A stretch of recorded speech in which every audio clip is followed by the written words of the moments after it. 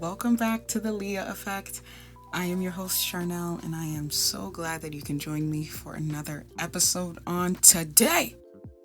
Yes, we are still with the season of the Slept On, where we highlight people in the Bible who are simply not popular, aka the sleepers. And sometimes, if we're being honest, the forgotten. Today, though, we'll go as far as to focus on someone who is nameless. She's identified only as the Shunammite woman. Now, before I even set the scene, I must preface, she is one of my favorite people in this good book.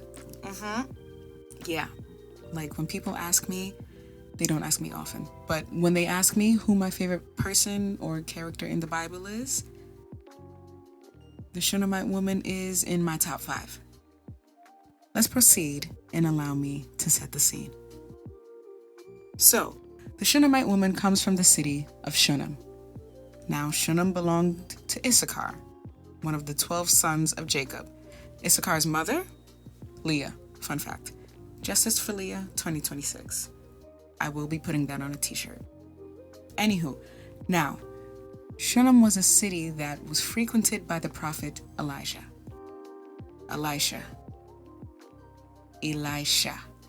There we go. The prophet being the one who hears from God and speaks to the people to heed the word of the Lord. Now we find ourselves in the book of 2 Kings chapter 4. The prophet Elisha comes to Shunem, and a well-to-do woman is there and urges him to stay for dinner. Whenever he comes by, because he comes by to Shunem often, he would stop by her home to eat. She speaks to her husband one day and says, "I know that this man, who often comes our way, is a holy man of God. Let's make a small room on the roof and put in a bed, a table, a chair, and a lamp for him. Then he could stay here whenever he comes to us." So that is exactly what is done. Elisha the prophet now has a home in Shunem, thanks to the Shunammite woman. So one day when he comes over, he goes to his room and he lays down. He asks his servant, who is essentially his right-hand man, Gehazi, to call for the Shunammite woman. And Elisha instructs Gehazi to ask the Shunammite woman, "What can we do for you? Because you've done so much for us. You've gone through all this trouble to create, essentially another wing of the house for us. What can we do for you? Can we speak on behalf to the king for you or to the commander of the army?" And the Shunammite woman says, "I have a home amongst my own people. I'm good." So Elisha and Gehazi are brainstorming, and Elisha's like, what can be done for her? What can we get for her? What can we do for her? And Gehazi notices that she has no son, and her husband is old. His words, not mine. So Elisha says, call her back. And Elisha prophesies to the Shunammite woman and says, about this time next year, you will hold a son in your arms. And immediately she refuses. "No, my lord. No. Please, man of God, do not get my hopes up. Do not mislead your servant." But the word of the Lord comes to pass, and about the same time next year, she gives birth to a son, just as Elisha prophesied. Now, the years have passed and the child has grown. Okay, one day he goes out early in the morning with his father, who is with the reapers, and he starts to exclaim, "Oh, my head, Father, my head." So his father tells his servants to bring the child to his mother. Yeah, I know. The servant carries the boy all the way back to his mother, lays the child on the mother's lap, and the child is sitting on her lap until around noon, then died. Yes, died. Mercy. The mother gets up and carries the child to Elisha's quarters in the house, lays him on the bed, shuts the door, and prepares to leave. Much like any woman on a mission, she has no time to waste. She calls her husband and tells him, "Send me one of your servants and get me a donkey, word to Shrek, so I can go to the man of God quickly and return." And the husband's like, why go to him today? It's not the new moon, it's not the Sabbath, like nothing special or unique is going on, right? And she says, "It's all right." So she saddles up her donkey, ready to go get Elisha, and tells the servant these instructions: "Go forward. Do not slow down unless I tell you to slow down." So she begins her journey to find Elisha and finds him at Mount Carmel. Mount Carmel from Shunem is about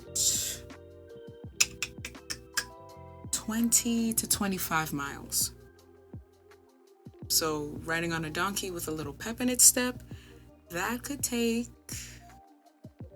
around maybe 5 to 7 hours. So, yeah, it's been a long day, to say the least, for the Shunammite woman. And as she arrives to Mount Carmel, Elisha sees her from a distance and shouts out to Gehazi and says, "Look, there's the Shunammite. Run to her and meet her and ask her if she's all right. Ask her if her husband's all right. Ask her if her child is all right." Gehazi does exactly what is asked of him, and the Shunammite woman's response to all these questions is, "It is well." The Shunammite woman continues to find Elisha personally and reaches him at the mountain and grabs a hold of his feet. Now here comes Gehazi, who mere minutes ago tried to come to her aid to gauge what the situation was. And Gehazi is pushing her off of Elisha. And Elisha says, "Gehazi, leave her alone. She is in bitter distress, but the Lord has hidden it from me and has not told me why she is in bitter distress," which seconds later, he now knows why she's in bitter distress, because she just blurts out, "Did I ask you for a son, my Lord? Didn't I tell you don't raise my hopes?" And in response to that, Elisha says to Gehazi, "Tuck in your cloak in your belt, take my staff, and run. Don't greet anybody you know, and if anybody greets you, don't answer. Go back to the house in Shunem, lay my staff on the boy's face." And the child's mother, the Shunammite woman, says, "Listen, as surely as the Lord lives, and as you live, Elisha, I will not leave you." So Elisha gets up and he follows the Shunammite woman home. Mind you, Gehazi is sprinting to the house at this point. Remember when I said that Shunem is about a 20 to 25 mile distance from Mount Carmel? Yeah, the man is running a little less than a marathon. A marathon is 26.2 miles. He's sprinting the whole way there, literally moving in silence because he was ordered not to speak to anybody or it would slow him down. So Gehazi arrives to the house first, obviously, and he makes his way up to the room and places the staff on the boy's face. And nothing happens. No sound, no response. So Gehazi finds Elisha and tells him the boy has not awakened. So Elisha finally gets to the house and sees the boy lying dead in the bed. He goes into the room, shuts the door, and begins to pray. And then gets on the bed and lays on the boy Much like we have to stand through that TSA scanner, so it's like hands above the head, feet shoulder width apart, lined up with the child, mouth to mouth, eye to eye, hand to hand. And the child's body begins to get warm. And that's all for the moment. So Elisha gets up, starts walking around the room for a bit, then lays down one more time. The boy sneezes 7 times and opens his eyes. Elisha tells Gehazi to call the Shunammite woman, so when she finally arrives upstairs, Elisha says, "Take your son." And she comes in the room, falls at the feet of Elisha, and bows to the ground. And she gets her son, and they walk out. And that's the story of the Shunammite woman. Now, what exactly is the Shunammite woman effect?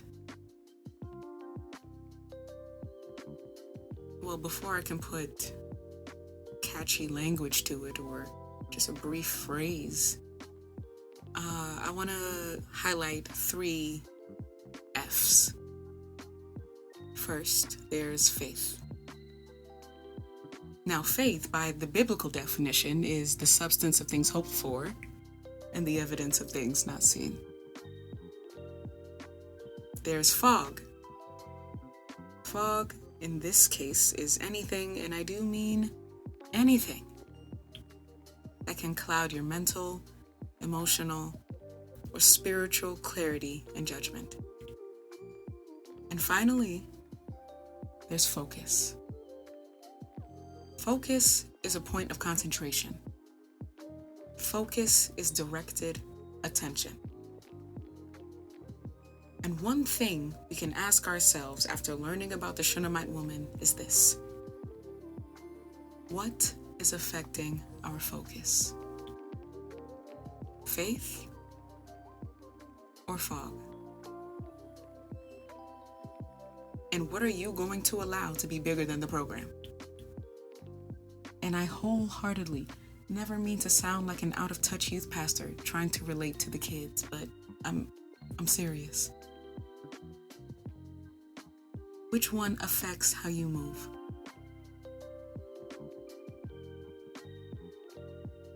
The Shunammite woman is essentially giving us a masterclass in faith.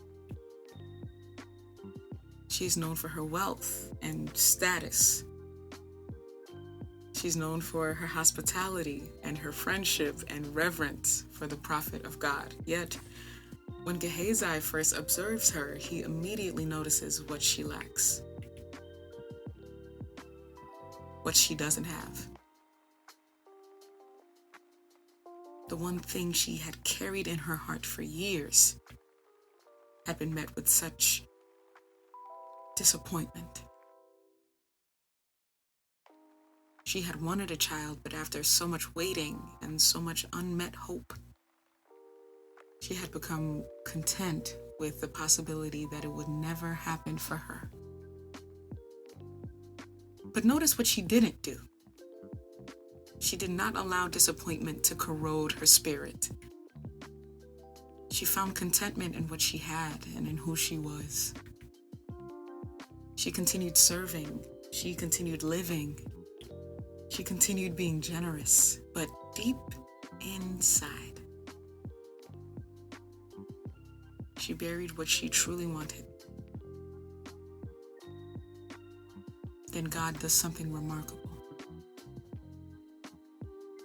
Imagine being in the right place at the right time and discovering that God heard the prayer you stopped praying years ago. Imagine receiving an answer to a request that was never even on your mind when you decided to devote your service or devote your gift. And God made you aware that He will answer your prayer with a deadline attached to it. Hello? Hello? This is the moment where we start singing For Every Mountain, right? This is where we start singing Goodness of God. This is where we start running around the church. I'm speaking for myself personally, okay? This is when we start rejoicing with those who rejoice, as the scripture tells us to do. But after all is said and done, tragedy strikes. And the promised child grows up and experiences a pain in his head and suddenly dies. A headache. That baby had a headache. Something so ordinary became the thing that pulls her away from the very gift God had given her. Now, fog is something we can all relate to in one way or another. The circumstances and situations that consume you on a regular basis, regardless of where they fall on the scale. Whether you lose your job, lose a loved one, or simply lose your house keys for a couple of hours. The mental fog that comes with disappointment, frustration, fear, or grief can cloud your judgment, distort your motives, and alter your posture towards God and others. But this is what amazes me about the Shunammite woman. Throughout the entirety of the story, she never says the child is dead. And had she revealed that information too soon, or even at all, to the people around her, even though they meant well, the fog could have overtaken her focus. Fear could have dictated her next move. Grief could have convinced her to bury what God intended to resurrect. Instead, she kept moving toward the source. She had it made up in her mind that her son will live. And this is purely faith kicking in here, because Elisha could have been anywhere in the northern kingdom of Israel at this point. And with all that could have fogged up her mind, she decided that she was going to get that donkey and that servant and find him. And not only find him, bring him back to Shunem to see about her son personally.